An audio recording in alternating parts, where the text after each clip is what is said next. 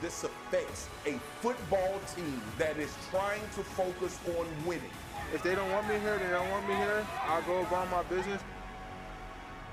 Well, we want y'all here, and thank you to Jerry Jones and Micah Parsons and the Dallas Cowboys for being good to us and giving us news on August 4th. Welcome to NFL Live. I'm here with my boy, Dan Orlovsky. We got Mina Kimes and Adam Schefter, too. Hey, man, y'all hear what Jerry Jones said, but just hours ago, Brian Schottenheimer, he was asked, are they adjusting the defense without Micah Parsons? And here is what he said about Micah requesting that trade.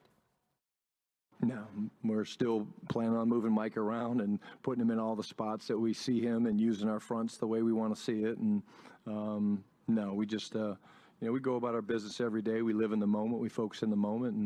And again, like I said, I talked to you guys the other day. I'm not going to get a lot into it, but, I expect Micah to be here. Shefty, you heard what Shotty said. He expects Micah to be there. So tell us where things stand with the contract negotiations. Well, see, being there and actually going through practice are two different things. And right now, the Dallas Cowboys and Micah Parsons are not close on a deal. But we heard Jerry Jones over the weekend come out and say that the team is not going to be trading Micah Parsons. And he told Cowboy fans to relax. Don't lose any sleep over it. He may not be losing sleep over it, but I can tell you there are Cowboys fans who are, because this is an issue right now that is real. Micah Parsons no longer is wearing the number 11 Cowboy jersey in practice over the weekend. We'll see how that manifests itself going forward, but there's a lot of work to be done if they can repair that relationship. And if they can't, that's where Micah Parsons is going to have more decisions to make, with the regular season opener now being just over 1 month away from deciding whether or not he wants to play, whether or not he wants to withhold services. There's a lot to work through here, from Micah Parsons saying he wants out and Jerry Jones saying they're not trading him, and don't lose sleep over it. Dano, Micah with the old silent protest, right? Taking off the jersey, putting on the hoodie. Just the hoodie. Hey, he talked about that game, the season opener. Listen, they got the Eagles on Thursday night in prime time. What do you think about the way Jerry's handled this situation? Another blunder. And when it comes to a star player, it seems that this relationship is broken. Shefty just said they have to repair the relationship. He also said it's a real issue. So when Shefty says that, I'm going to take that for what it is. That's real information. And as I sit here, and we've talked about this a lot today, the two things that come to my mind, RC, MK, and Schefter, is this. Number one, how real is the trade request? Like, how real is it? Is it a, it doesn't feel in the emotion, in the moment emotional thing. So how real is it? And then two, what amount of money is it going to take for that trade request to get rescinded? Even if it's somewhat real, what is going to now have to be the number for Micah to walk back his public words? Shefty, what you got? Well, let me answer both those questions for Dan. Number one, how real is the trade request? Micah Parsons thought about it all week long last week. It wasn't like he on Friday woke up and said, I'm going to request a trade today from the Dallas Cowboys. It was something that he was thinking about doing and was told to take time, to think about what he wants to do, to process it, not to get emotional.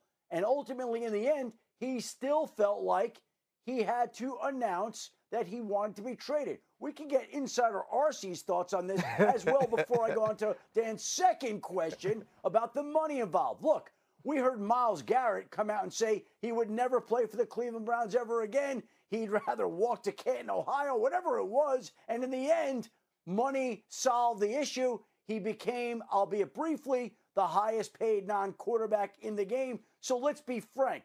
As much as Micah Parsons is saying today, I'm ready to be traded from Dallas, I don't want to be in Dallas, I think Deebo Samuel once said the same thing about the 49ers. Brandon Ayuk once said the same thing about the 49ers. T. Higgins once said the same thing about the Bengals. And now we got Micah Parsons doing what Myles Garrett had done before Myles Garrett resigned. Look, there's always money involved. And if and when the two sides can repair that relationship and keep Micah in Dallas and work out a deal, let's be honest, it's going to make him the highest paid non-quarterback in football, and he then can say, I thought about things, we worked through them, and here I'm happy to be in Dallas. But right now, there's an issue. Right now, there's a problem.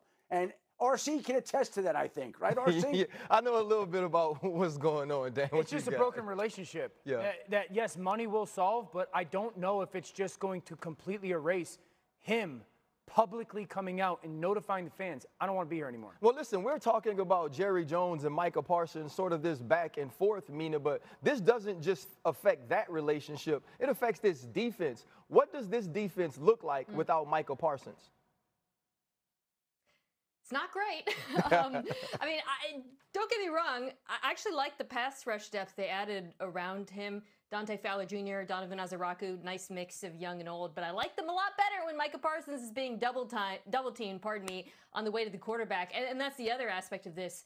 They have to get to the quarterback. Last year, when they got pressure, Dallas Cowboys defense was 11th in EPA per play. When they didn't get pressure, dropped to 31st. Now, a lot of that had to do with injuries on the back end. They're still injured on the back end. There are still holes at the cornerback position. So I would say this defense is uniquely dependent on its pass rush. And, of course, Micah Parsons is one of the best pass rushers in the entire league. Yeah, I think for me, this is about getting Micah Parsons signed and also repairing that relationship, but repairing the locker room. There are players in that locker room that are watching the way you treat your star player, and he's going to go out and produce if he's paid, but it's not just about the money. But we do have some new news, though, right? Todd Archer, he tweeted that Micah Parsons is back in his jersey today. Micah Parsons in his jersey today for practice. Brian Schottenheimer said that he wanted everybody to look the same when asked about it before What practice. are we doing? Hey, he want everybody to look the same. Rules are rules. This is the way that things work. Hey, Adam, they got some more stories, and we're talking about hold-ins. Obviously, Trey Hendrickson is a hold-in with the Cincinnati Bengals, but also Terry McLaurin. What are you hearing about any movement on the contract? They're also at a standstill, RC, just like the Cowboys and Micah Parsons, just like Trey Hendrickson and the Bengals. The Commanders and Terry McLaurin have been unable to bridge their differences. We heard Terry McLaurin last week come out and issue a trade request, which he went to the head coach Dan Quinn with first to let him know that he would be issuing a trade request. That trade request has come. Like the Cowboys, the Commanders have no intention of trading McLaurin, but there is a standoff there in Washington, just as there's another standoff in Cincinnati. Three notable standoffs at this point in time. With Trey Hendrickson not getting the current contract that he's looking for, the issue is guaranteed money. The two sides will have no problem on the length of a deal, on the average of a deal, but the guaranteed money in the deal continues to be what holds up any deal between these two sides. And speaking of a difficult situation working out a deal, James Cook is now staging his own hold-in after practicing in the early part of camp. He is seeking a contract from the Buffalo Bills, and right now he does not believe that he should be practicing. He called it business, and asked over and over again, he repeated that word, business. This is about business. James Cook is doing his business right now, and he's not practicing with the Buffalo Bills as he continues to seek his own contract extension. Well, the one thing we know about James Cook, he's been good for business in Buffalo for Brandon Beane, for Joe Brady, and for Josh Allen. And Brandon Beane addressed the Cook hold-in this morning. Listen to this. Yeah, it's not something we were fully aware of until, shortly before practice. And so I get it. I understand it's the world we're in, I guess. There's been constant communication with his agent, either with myself or Kevin Megank or and with Jimbo. And so, I wish we weren't here. This is my 9th season here. We've never had a player miss due to a contract or anything like that, so that's disappointing for me. Listen, guys, James Cook is a home run hitter, right? He rushed for 4 touchdowns of 40 yards last season, the second most by any player, only behind Saquon Barkley, and actually one ahead of Derrick Henry. And check this out, bro. Saquon and Henry were first and second in total rushing attempts last season, while James Cook was tied for 19th. Wow.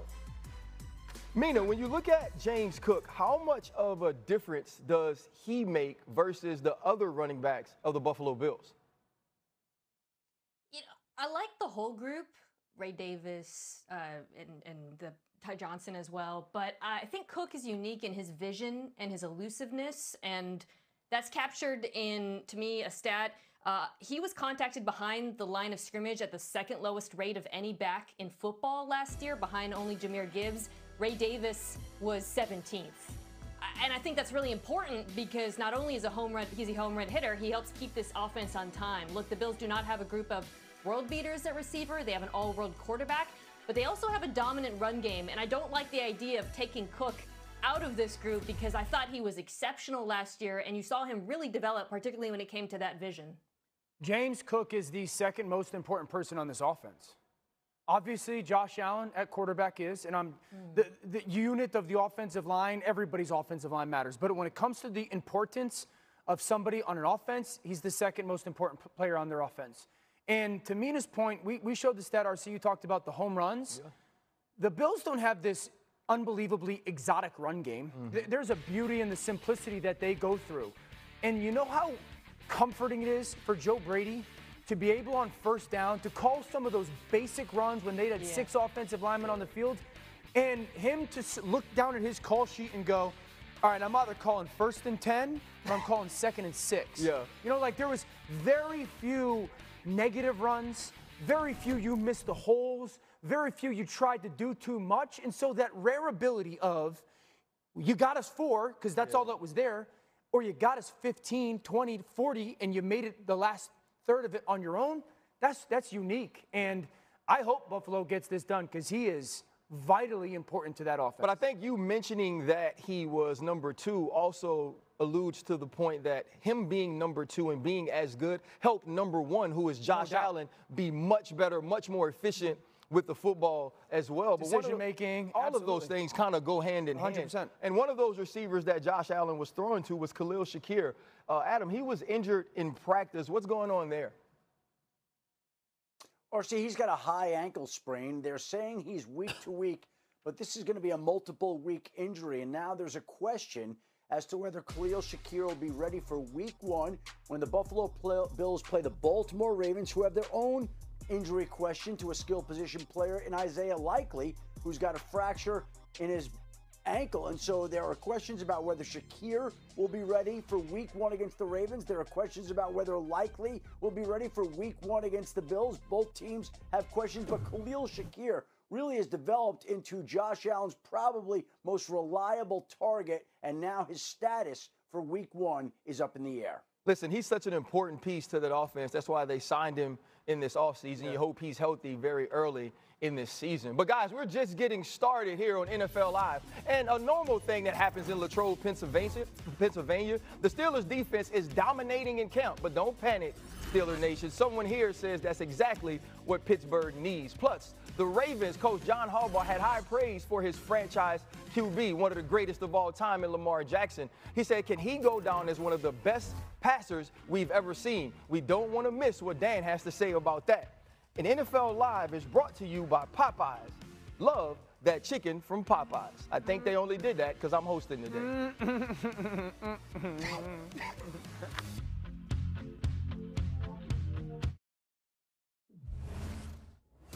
This jacket is a direct reflection of all of you who have poured into my life and in my career. I might be the one wearing this jacket, but I hope every time you see this jacket, you see yourself. Had it not been for sports, I probably would never cross paths with half of you in here. And that's why sports is such a great reminder to us as humans that we're not divided as people may think. I'm deeply grateful for this incredible honor. We all share a deep love and respect for the game of football, and it transcends time and place. I'm not going to bore you with talks of the University of South Carolina because, well, without them, unlike Antonio Gates, I had to go to college and play football to have a chance to stay here. I just hope by watching me today, you understand that anything is possible. Not just in football, but in the game of life. As Charles Woodson would say, Raiders! As one half of the first brother selected to the Pro Football Hall of Fame, you got to come up here and stand next to me, my man. So as a Norseman by blood, because I am Norwegian, it was only fitting that I became a Viking. The last time I was here, you said that you were the only pro football player in the Hall of Fame that could say this, that you were the second best player in your own family. Well, I agree with that statement, but Hey, several legends of the game will be eligible for induction for the first time next year. Drew Brees, Larry Fitzgerald, and Frank Gore headline that list. Also, head coach Bill Belichick will be on the ballot for the first time after the Hall of Fame changed its bylaws last year to allow coaches to become eligible sooner after leaving the NFL. Also, guys, in case you missed it, check out this photo captured by Steelers DK Metcalf going up and grabbing a pass at camp. Aaron Rodgers is hoping to see some form of that this season. Now, guys, for more of what's going on in Steelers training camp, our Steelers reporter, Brooke Pryor, joins us now. Brooke, what have you been seeing at Steelers practice? RC, I can tell you I have not seen much of those one-handed catches from DK Metcalf, at least when they matter in those team periods, 11-on-11, not even in 7-on-7. In fact, at yesterday's practice, the last time the Steelers were out on the field in Latrobe, Aaron Rodgers tried for DK Metcalf deep twice and missed him both times in that 7-on-7. So I asked wide receiver Scotty Miller, hey, are some of these misconnections because you guys didn't get a full offseason with Aaron Rodgers? Obviously no OTAs. During minicamp, he wasn't in the team periods. And he said, yeah, 100%. But then he said that we can learn through failure. So the good news is they are doing a lot of learning. And on the flip side of that, RC, you're going to like this. One of the reasons the Steelers offense doesn't look great is because their defense looks pretty incredible. Big reason for that, of course, is the addition of Darius Slay, Jalen Ramsey in the backfield. And up front, those pass rushers, even with TJ Watt not practicing a ton, they don't want to wear him out before the season gets started, getting some younger guys, some reps in there. Jack Sawyer, Nick Herbig have looked good. Y.A. Black up front on that D-line has had a lot of batted balls. So this defense looks great. The offense has a little bit to go. Brooke, thank you so much. You look at what the Pittsburgh Steelers are becoming. Omar Khan, the general manager, is having the most unlike Pittsburgh Steeler offseason that we've ever seen. But, Mina, if this offense does struggle early, what is going to be the formula for the Pittsburgh Steelers to win? Well, I think they got to be better at running the ball. I think this is kind of a run-first offense with Aaron Rodgers as a point guard. And you have to have a top 10 defense to carry that. Dan, I'm sure you're going to agree with me on this. If this defense doesn't get better at defending motion, it's dead on arrival against the best offenses in the league. This was a huge problem against the Baltimore Ravens. It was a huge problem all season long. They were a bottom 5 unit in success rate when offenses used motion. When offenses didn't use motion, they were just outside the top 10. That is going to require not just new talent, but also better communication, coaching, because to my eye, Dan, that was probably the single biggest issue with this defense last season. Oh, 100%. It was their major flaw. And RC, you know this better than anybody, so I'll ask you, what's the only thing that matters in Pittsburgh? Championships. Okay, so championships. The Steelers' defense has been the weakness of this football team in the playoffs, over this playoff drought that they're in. Everyone always correlates quarterbacks that fall short in the playoffs. For a defense that always is that top 5, top 7 defense, this is their playoff history since 2017 and what they've given up. 45, 48, 42, 31, and 28. So yes, this defense is going to have to, at least early on, maybe burden some of the weight until the offense catches up. If this is a playoff football team, it won't matter what the offense does if the defense doesn't play better. And that defense that you know has been a calling card of that organization for the longest time is the weakness when it matters the most. So they're in the division with Lamar Jackson, and everyone says, well, Lamar is a different quarterback in the playoffs than he is in the regular season. Well, Pittsburgh, your defense is a different unit in the playoffs than they are in the regular season. And unless that gets better, I don't care who your quarterback is. You can't get 31 hung on you a game and think you're going to beat anybody. You know, it's not about the way you carry a team early. It's about how often you have to do it. How often does TJ Watt have to make a sack late in the game to seal the deal? How often in the past does Minka Fitzpatrick have to get a pick? And so there's so many different things that this defense can't allow itself to be worn out. Can I ask you a question? Yeah, absolutely. So last year on the show, we talked about the defense versus motion. We've talked about motion on the show for 4 or 5 years. Mina just intimated it again last year. Why? Like, why have they struggled so bad?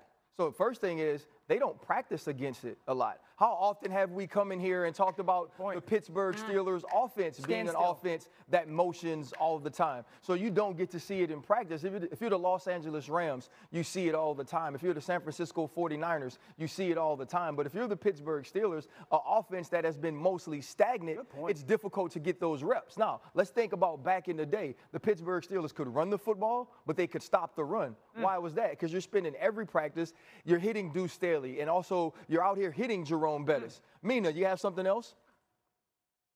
No, I loved your point. I was just going to jump in and say I would argue Patrick Queen might be the single most important player on the Pittsburgh Steelers defense this year. This is his second year in the system. They brought him in to quarterback the middle of the field. And guys, just how often did we see, it was specifically against the Baltimore Ravens, who happened to be in their own division.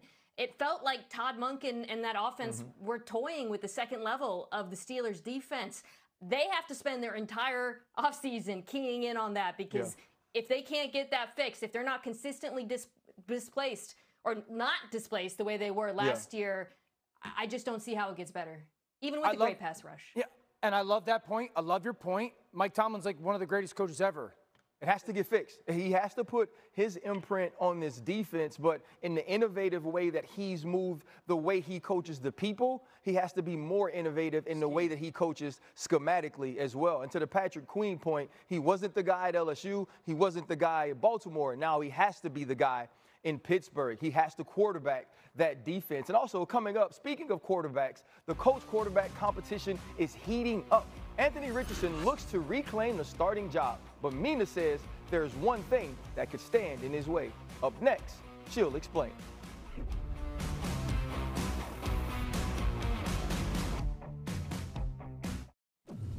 The Kingdom. It's a 6-part docuseries that premieres Thursday, August 14th on ESPN with the first 2 episodes at 9 and 10 Eastern. It takes an unprecedented look at the Kansas City Chiefs' legacy, over 60 years of the highs and the lows, focusing on their incredible 2024 season. All 6 episodes are available on ESPN Plus and Disney Plus August 14th. And new on NFL Live, Shedeur Sanders returned to Browns practice today and talked about getting those important reps against the first-team defense. The defense does a great job of mixing players in. So backers, you got rookies out there sometimes. DBs, you got different guys out there. So it's not mentally I go out there and I'm like, oh, you know, these are the ones I'm going to get nervous. Like, it don't got anything to do with that. And truthfully, I don't care what O-line I go out there with. It could be 1s, 2s, 3s, whatever the situation is. And I know Friday when the game is, if I'm with 2s or I'm with 3s, it don't matter to me. I'm just ready to get down and get to, you know, doing what I could do.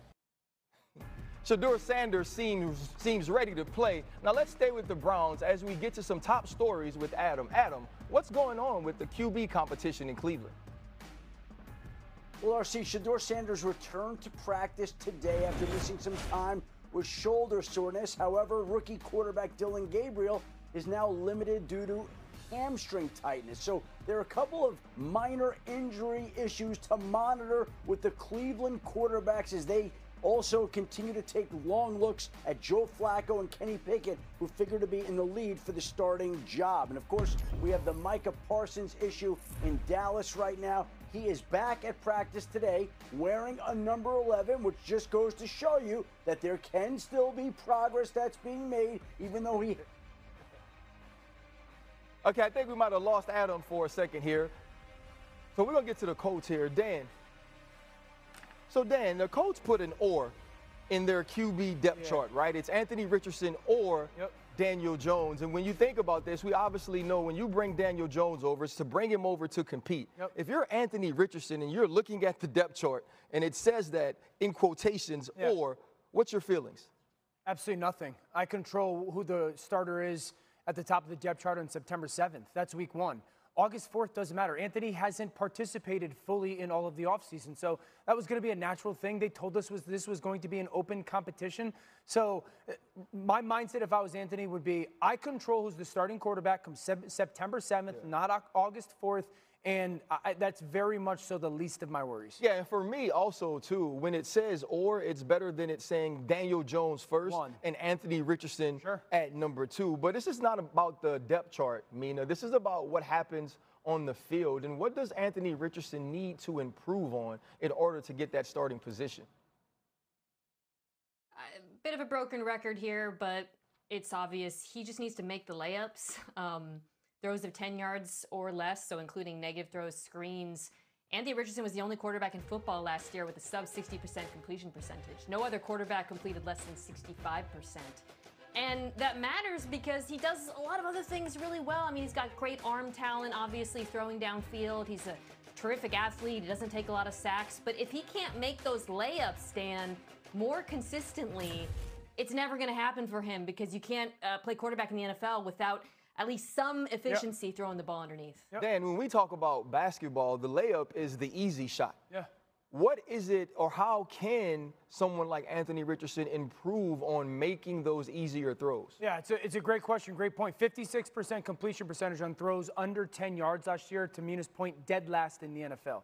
Mechanics. So I think a lot of times when you're a physically remarkably talented quarterback, specifically young, you on the easy throws become very lackadaisical because you're so talented that your feet get sloppy, your arm gets sloppy, your shoulder and eye level gets sloppy because you're like, this is easy.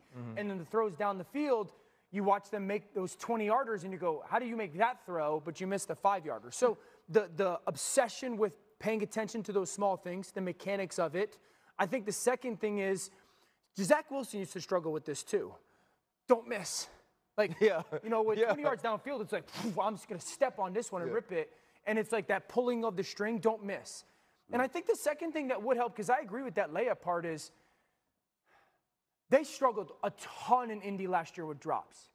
Not all drops are on the receivers. Not all drops are on the quarterbacks. They're second worst in the NFL dropping the football. And so there is a little bit where he's got to get a little more help, no question. I could also tell you, being honest, he's got to throw a little bit more catchable football at times. You know, the 5-yard flat route doesn't need to be an absolute missile. And the corner route doesn't need to be a 15-foot off the air or off the ground bullet. Sometimes you can just love the ball out there. So that comes with his development and growth and whatnot. But I agree, the layups and then the consistency of what throws needed to make it catchable, and then those guys got to catch the freaking football in Indy. I think that's going to go a long way for him. But we all knew that kid that was young and could really jump, and every time we go to the court, he'd show us how he could touch the rim, or the guy that could throw a baseball really. So they always wanted to show you the thing that they could do well and never necessarily worked on all of the other 100%. pieces, and that's what Anthony Richardson has to do. You know, we have Adam Schefter back. What can you tell us about the quarterback competition right now in Indianapolis? RC, we all know the talent with Anthony Richardson is off the charts. We also know that they paid Daniel Jones more to come to Indianapolis than the Pittsburgh Steelers are paying Aaron Rodgers this year to come to Pittsburgh. So clearly they felt like they had to make an investment, if nothing else, to challenge their young, talented quarterback, if not to supplant him. Both quarterbacks have had their moments in camp. Richardson's looked impressive at times. Jones has looked impressive at times. The quarterbacks obviously making their mark, and the coaches are going to have a big decision to make that will play out here in the weeks to come. I think headed into this season, we all knew how big this quarterback competition could be. We've been expecting the Colts to compete, and it was about the quarterback play. If you can get competent play, we felt like they could be a playoff team, and it seems like they're trying to find that answer right now. But listen, guys, new on NFL Live, my dog Raheem Morris is showing you what he used to do at Hofstra. Here he is, lined up against Drake London. What he gonna do? Put my dog on his back pocket, but at least he got on some low top 11s.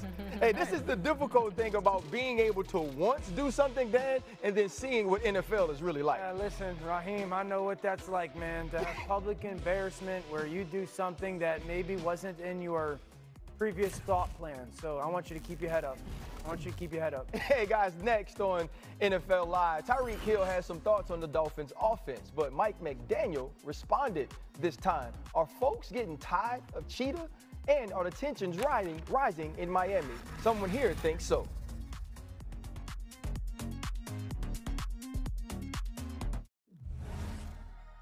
Time to read and react. Some of the most interesting sound around the league, starting in Baltimore, where John Harbaugh had this to say about Lamar Jackson and his ability as a passer. Just go to the most basic, simple thing. Lamar is a passer. Yeah. He is a he is a historically good passer. And that's really quite a statement because of the narrative that's been surrounding him ever since the beginning. Lamar Jackson can throw the football. He can throw it every kind of way. He can make every kind of throw any kind of way you want. He's as good as any passer that there's ever been. And I think now the numbers are proving that. Dan, do you agree that Lamar is a historic passer? There's no doubt about it. And Coach Harbaugh's word or use of the word narrative is dead on. Because if you watched any of his tape at Louisville, you'd be like, man, this guy can absolutely throw the football. And then that narrative came out of maybe he can't play quarterback, he can play running back, all that stupidity. And one of the most remarkable things is he's got better. Like, he was really gifted naturally at throwing the ball. And to his credit, he's worked his tail off, and he has gotten better and better and better and improved. And that's why he is one of the best passers, just rare, unique, talented, pure passers of the ball. From a rare passer to a rare two-way player in Jacksonville, where Travis Hunter continues to practice both ways. Our Michael DeRocco reported this on Hunter's snaps in the scrimmage: 17 snaps on offense, 3 catches, 43 yards, and 21 snaps on defense. So he actually played more defensive snaps in this one. Adam, what can you tell us about the plan for Hunter's usage? You're seeing it unfold in training camp. They're using him everywhere. It seems like they're leaning more heavily on him on the defensive side of the football, sprinkling him on offense about half the time. He's able to make plays on both sides of the football, but this is a weapon that teams are going to have to account for on both sides of the football. Opposing offenses will have to plan for him. Opposing defenses will have to plan for him, and that is one more advantage that Travis Hunter will bring this season to the Jaguars. I still somehow feel like we're not talking about Travis Hunter enough and sort of the uniqueness of what this young man presents. They're going to have games that other teams have to plan for Travis Hunter on both sides of the ball. You're going to have a plan for attack when he's at corner, a plan for attack when he's at the wide receiver position. And I believe that extra practice time, that extra scheming, those extra X's and O's could give the Jacksonville Jaguars an advantage as well. And one of the guys he may face when he's on the defensive side of the ball is Tyreek Hill. So let's go to Miami. And Tyreek was asked how to improve third down efficiency, and the Cheetah said this: take Devon out on third down. What? You want to? That's my honest opinion. If it's third and short, he's not a power back. I be telling him that in the locker room. I thought it was genius reporting by Tyreek, seeing how we had a short yardage period that very day that you guys were in attendance for. We thought it was funny that he reported the news that wasn't news that you guys were all there too for. Well, Mike McDaniel doesn't seem impressed by Tyreek's reporting, but when you fact check this comment, tell me what it actually means. Well, Devon Achane only had 10 carries on 3rd and 5 or less last year. He converted 6 of them. And to my eye, the bigger problem, and this is, of course, a bit of a recurring issue with the Dolphins, was not Achane, it was the run blocking. On those reps, he was 40th in yards before contact. Yes, 40th in yards before contact in the NFL. So I think if Tyreek wants to talk about the short yardage run game being a problem, he's not wrong, but I think he might be misdiagnosing what the real issue was and something that Miami's going to have to get better at this year. Dan, when camp started, it was Tua Tagovailoa saying that Tyreek was rebuilding trust amongst his teammates, and it was a work in progress. And now you get this. What is the vibe you're starting to feel around the Dolphins offense? It's the most challenging season, certainly under Mike McDaniel. And it seems like this team needs a therapist. It just seems like a lot of unresolved stuff going on with this football team and this organization. And this was a place that 2 years ago had these immaculate vibes of this offense is amazing and Tua's a dude and this receiving core is incredible and back to the Dan Marino days. And then there's been a little bit of a decline and obviously some of the health that is attached to Tua. But it seems like every time we hear a player talk, there's some unresolved thing of the past. And the great teams in that league, they're constantly pushing forward. You know that. They're constantly moving ahead and not rehashing things of the past. And so this is a huge challenge in Miami. And I love Mike McDaniel. I'm a massive, massive fan. But there's a huge challenge feels here of deeper than X's and O's and way more attached to like the stewardship of the individual and the groups. Well, it's also, though, where does leadership come from in Miami? Tua Tagovailoa seems like he's trying to take that next step, but he isn't that rah-rah guy, that guy that puts you in your place. And Mike McDaniel is such a laid-back head coach. I think a big part of this is falling below expectations. You talked about that first year, that camaraderie they had. Yeah. We expected them to be able to win playoff games, continue to ascend. And because that has not happened, you're starting to see the dissension that losing can cause. But still to come, the Rams offense looked like a top 10 group on paper last year. But with Matthew Stafford currently sidelined and concerns up front, someone here thinks it may be time to hit the panic button.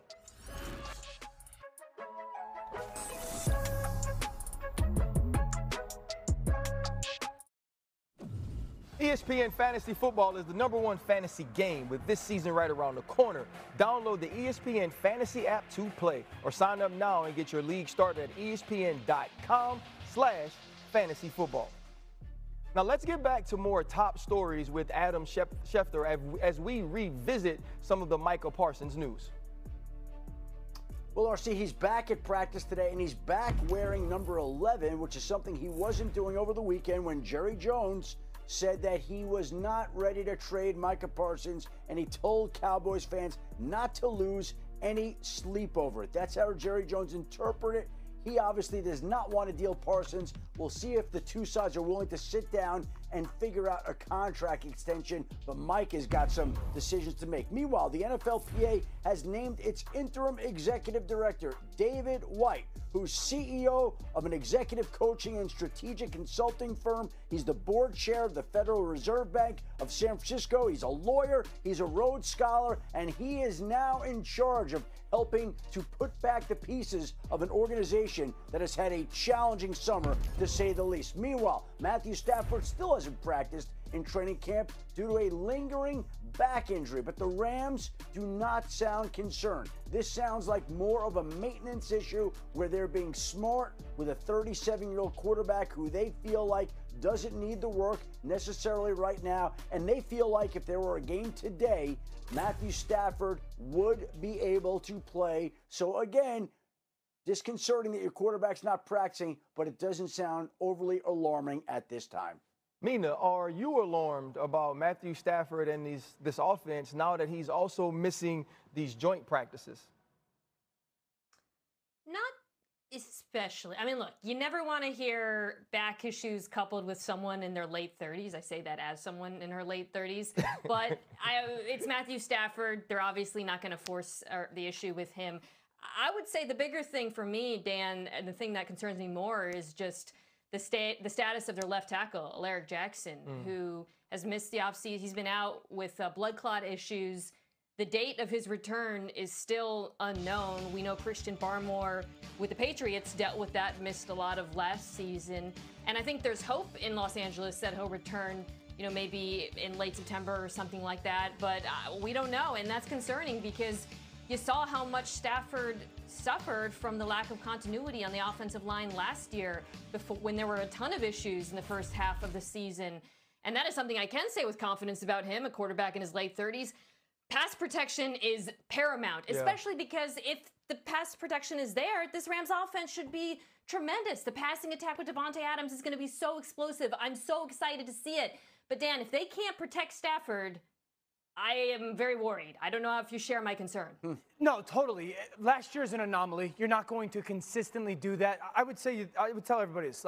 One, the NFC Championship game is 156 days away from today. This is a team that not only thinks they can be, but should be playing in the NFC Championship game. Lines of scrimmage-wise, they're one of those teams that can probably go toe-for-toe with Philadelphia. The addition of Devontae Adams is a huge deal. I agree with Alaric Jackson. I would also tell you this. One of the things that they have to get better at, MK, RC, Shefty, is we talked about James Cook and his big play home run ability. The Rams do not have that in the run game. They were efficient, physical. They'd get 4-yarders, but they didn't get those chunk runs. And so not only do you want to make sure quarterback healthy, but if we're being honest, Philadelphia gets them. If Philadelphia's going to get 50-yarders. The Rams also need to find a way to create some 20, 30, 40-yard runs for their offense outside of whether they think their quarterback will be healthy. He's going to be fine. Well, I think the big thing about creating those runs is having the right people. Sure. You know, we've seen the Philadelphia Eagles be a very good run team, but it also helped to get Saquon Barkley. Sure. Sometimes it's about the people you draft. And that's got to be Blake Corum. Corum's got to be a little bit more of a home run hitter for them because that's not necessarily Kyron's game. Dude, Kyren Williams was the most used back in the NFL last year. This is how Sean McVay has always been, right? He runs one back. And I would say, Dan, to your point, maybe they should take more of a committee, this approach. You got Blake Corum. They drafted the kid from Auburn, Jarquez Hunter. Yes. Maybe that keeps Kyren a little fresher down the stretch and creates the possibility of more explosives because I would argue their approach has been really efficient. Yes. But, Dan, you're absolutely correct. It has not been explosive. Adam, you have something? Well, the rookie running back, I think, is very explosive and has a chance to provide some of those big plays that they haven't gotten necessarily from the running back position. I think they have a lot of hopes there, have some hopes for the second-round draft pick, Terrence Ferguson, that they drafted. So I think that they feel like this rookie class can come in and provide some offensive pop. But in relation to Stafford's back, I would invoke the phrase that Jerry Jones has used. Don't lose sleep on it. Don't worry about it. Correct. Well, let me tell you what Dan Orlovsky is losing sleep about. On one more thing, Dano has another hot food take. Tomato soup is gross. Yo, I don't understand. I don't understand how people like tomato soup. You're gonna take tomatoes, crush them, and make them hot. You ever had it with a grilled cheese sandwich, though? No. I eat tomato soup Dip the with grilled cheese in the tomato soup. I don't That's eat magic. phenomenal. Grilled cheese.